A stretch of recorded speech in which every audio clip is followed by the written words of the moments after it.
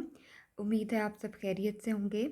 आज इस वीडियो में मैं क्वेश्चन नंबर 4 सॉल्व करूंगी एक्सरसाइज 12.1 का, जो कि chapter number 12 angle in a segment of a circle से लिया गया है। इस क्वेश्चन को स्टार्ट करने से पहले कुछ कॉन्सेप्ट्स हैं जो हमें पता होने चाहिए। वो कॉन्सेप्ट्स हैं कि अगर दो पैरेलल लाइंस को दरमियान एक ट्रांसवर्सल कट करती है तो यहाँ पे जो दो एंगल्स बनते हैं इनको ये ऑल्टरनेट एंगल्स कहलाते हैं और ये इक्वल होते हैं। दूसरा कॉन्सेप्ट है कि अगर मैं ये सर्कल एक ड्रॉ करती हूँ और ये सर्कल का सेंटर है, तो यहाँ पे लेट्स से ये एक आर्क है, इस आर्क का नाम हम ए बी रख लेते हैं। इस आर्क की वजह से यहाँ पे जो एंगल बन रहा है वो, और इसी आर्क की वजह से यहाँ पे जो एंगल बन रहा है ये दोनों एंगल्स क्या होंगे, ये इक्वल होंगे। ये कहलाते हैं standing on the same arc the angles in the same segment are equal.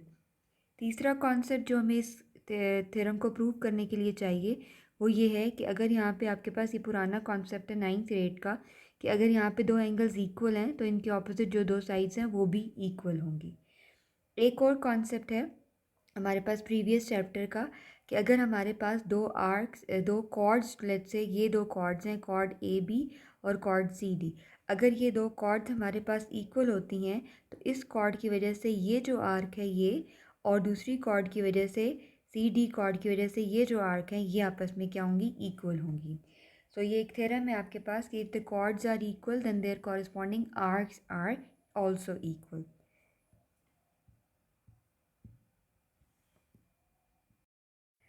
अब हम क्वेश्चन को रीड आउट करते हैं। AD and BC are two parallel chords of a circle. Prove that arc AB is congruent to arc CD and arc AC is congruent to arc BD. तो हमें अब एक circle draw करना है। So let's draw a circle, और इसके अंदर हमें दो कॉर्ड्स ड्रॉ करनी होंगी। ओके, अगर ये इसका हम सेंटर लेते हैं, let's say this is the centre of the circle. Okay, now अब हमने दो कॉर्ड्स ड्रॉ करनी है, chord A D. So this is, let's say ये एक कॉर्ड ए डी है और इसी के पैरेलल दूसरी कॉर्ड है हमारे पास बी सी। सो हम इसकी लेबलिंग भी साथ साथ कर लेते हैं। So this is A D और दूसरी कॉर्ड है बी सी जो कि ए डी के बिल्कुल पैरेलल है। ठीक है, अब हमने क्या करना है, prove that arc A B, इस आर्क को हमने प्रूव करना है कि ये आपस में क्या है, ये आर्क ए बी और सी डी आपस में क्या है, कॉन्ग्रेंट है। अब हम क्या करते हैं, लिखना शुरू करते हैं कि क्या चीज़ हमें गिवन है। ओके, गिवन है सबसे पहले क्या चीज़ है, a circle with center O, a circle with center O. दूसरी क्या चीज़ है, कॉर्ड्स, दो कॉर्ड्स हैं हमारे पास, chords A D is parallel to chord B C. ये जो चीज़ थी ये हमें गिवन थी। अभी हमने क्या प्रूव करना है, टू प्रूव, ये हमें सवाल में ही दिया होगा, आर्क ए बी, आर्क में आर्क भी लिख सकते हैं और आर्क का सिंबल भी डाल सकते हैं। Arc A B is congruent to arc C D और arc A C is congruent to arc B D. Construction में हम दो ट्राइंगल्स कंस्ट्रक्ट कर लेते हैं। किसको किससे जॉइन करना है, ए को join A to B and C and join B to, sorry, join D to B and C, और फिर उसके बाद हमने एंगल्स को लेबल कर लेना है। तो पहले हम इनको जॉइन कर लेते हैं। ओके, जॉइन हम करते हैं ए को सी के साथ with the help of a dotted line. A को सी से जॉइन कर लिया और दूसरी तरफ डी को बी से जॉइन कर लिया, और दूसरे कलर से हम जॉइन कर लेते हैं ए को बी के साथ और डी को सी के साथ। ठीक है, और ये जो इनका जहाँ पे ये मीट अप कर रहे हैं उस पॉइंट को हम कह देते हैं एम पॉइंट। अब हमने एंगल्स को भी लेबल करना है, तो एंगल्स को लेबल करते हैं, एंगल 1, एंगल 2 और दूसरा एंगल, एंगल 3 एंड एंगल 4। ये अब हमारे पास एक कंप्लीट डायग्राम बन चुकी है। इसकी हेल्प से अब हम थ्योरम को, इस क्वेश्चन को प्रूव करते हैं। प्रूफ लिखेंगे स्टेटमेंट्स एंड रीजंस के साथ।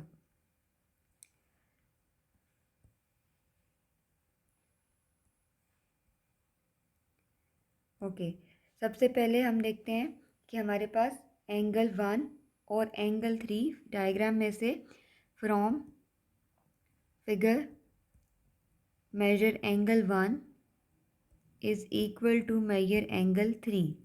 अभी हमने जो कॉन्सेप्ट पीछे रिवाइज़ किया था कि एंगल 1 और एंगल 3 जो हैं वो ऑल्टरनेट एंगल्स होंगे, क्योंकि ये दो पैरेलल लाइंस के दरमियान जो ट्रांसवर्सल ये ग्रीन कलर की कट हुई है उसकी वजह से बने हैं।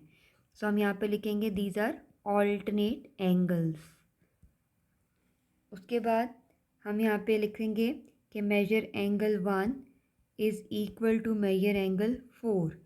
और इसका क्या रीज़न है हमारे पास कि ये आपके पास सी डी आर की वजह से बने हैं। सी डी आर की वजह से दो एंगल्स बने, एंगल 1 और 4, जो कि आपस में क्या है, कॉन्ग्रेंट हैं। और इसका रीज़न क्या है कि ये सेम आर की वजह से बने हैं, standing on same arc. Arc कौन सी है, C D, angles in same segment are equal. अच्छा, अब इक्वेशन 1 और इक्वेशन 2 को अगर देखें तो ये दोनों एंगल की 1 की इक्वल हैं। सो इसका मतलब है this implies that measure angle 3 और मेजर एंगल 4 आपस में क्या हो गए, इक्वल हो गए। और इसका रीज़न हम लिख सकते हैं फ्रॉम 1 एंड 2। अच्छा, अब अगर एंगल 3 और एंगल 4 आपस में इक्वल हो जाते हैं तो इनके कॉरस्पॉन्डिंग जो साइड है वो भी आपस में क्या होंगी, ऑपोजिट साइड जो है वो इक्वल हो जाएंगी।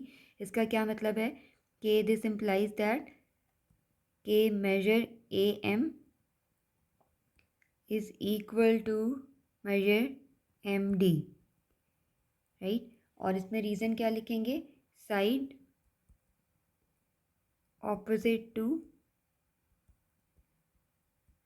Equal angles are equal, right.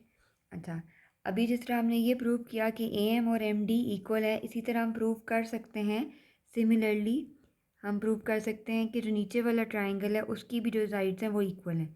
Similarly हम प्रूव कर सकते हैं कि M C is equal to M B, M B.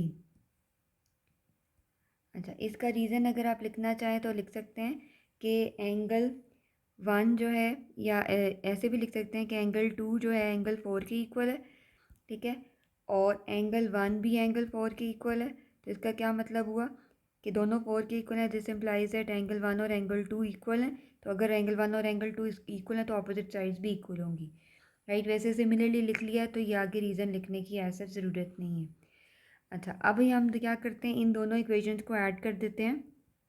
Adding A M plus M C, और राइट हैंड साइड भी ऐसे ही ऐड हो जाएगी, M B plus M D, ठीक है। और इसका रीज़न लिख सकते हैं, इसको नंबरिंग करके 3 एंड 4, सो फ्रॉम या एडिंग 3 एंड 4।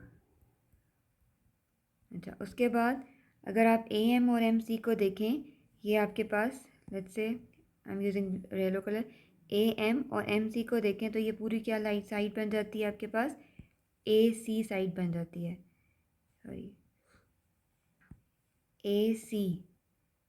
और दूसरी साइड पे बी एम और एम डी को देखें तो ये बन जाती है साइड बी डी, ठीक है। सो अगर आप देखें तो ये हमने क्या किया, ए सी और बी डी को इक्वल कर दिया।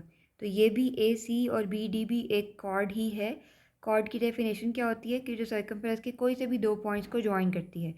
तो गिवन तो उसने दो कॉर्ड्स ए डी और बी सी दिए थे, जबकि हमने ए सी और बी डी को भी इक्वल प्रूव कर दिया। सो अगर आप देखें तो ये कॉर्ड्स दोनों इक्वल हैं, इसका मतलब है कि इसकी कॉरस्पॉन्डिंग आर्क्स भी इक्वल होंगी। सो इसकी मदद से हमें क्या पता चला कि arc AC is also equal to arc BD। और ये आपके पास थ्योरम है जिसमें आप लिख सकते हैं कि by theorem if chords are equal then corresponding If chords are equal, then corresponding arcs are equal या congruent. तो हमने एक जो रिज़ल्ट है वो हमने प्रूव कर दिया. अच्छा, अब हमारे पास दूसरा रिज़ल्ट कैसे हम प्रूव करते हैं. यहाँ से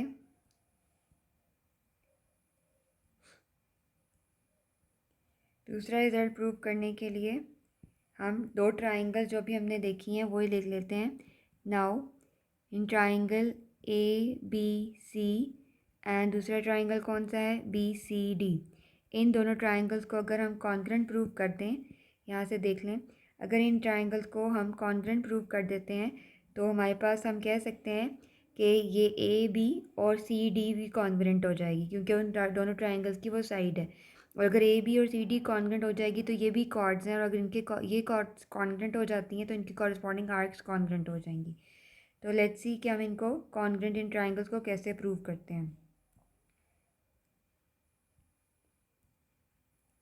ओके, सो हमारे पास इसके अंदर इन ट्राइंगल्स के अंदर अगर आप देखें तो साइड बी सी जो है वो दोनों ट्राइंगल्स में मौजूद है. सो इसका मतलब है कि ये आपके पास क्या है, कॉमन हो गई. दूसरा हम प्रूव करके आए हैं कि एंगल 1 एंगल 2 के इक्वल है, ऑलरेडी प्रूव्ड. तीसरा हम अभी जो एक साइड प्रूव करके आए हैं कि A C is equal to B D, this is also already proved. तो इसका क्या मतलब हुआ कि ये जो दोनों ट्राइंगल्स हैं आपस में ये क्या हो गए, कॉन्ग्रुएंट हो गए, राइट. और पोस्टुलेट कौन सा लग गया, एस ए एस पोस्टुलेट लग गया. Now if the two triangles are congruent तो इसका क्या मतलब है कि इसकी रिमेनिंग साइड्स और एंगल्स भी कॉन्ग्रुएंट हैं. तो जो साइड हमें चाहिए हम वो लिख लेते हैं कि this implies that A C is congruent to B D. Sorry, हमें जो साइड चाहिए हम वो लिखते हैं which is A B is congruent to side C D, right. और इसका रीज़न क्या होगा कि ये corresponding sides of congruent triangles, ठीक है. अच्छा, अब ये भी एक तरह की कॉर्ड्स हैं ए बी और C D. So if the chords are equal then their corresponding arcs are equal.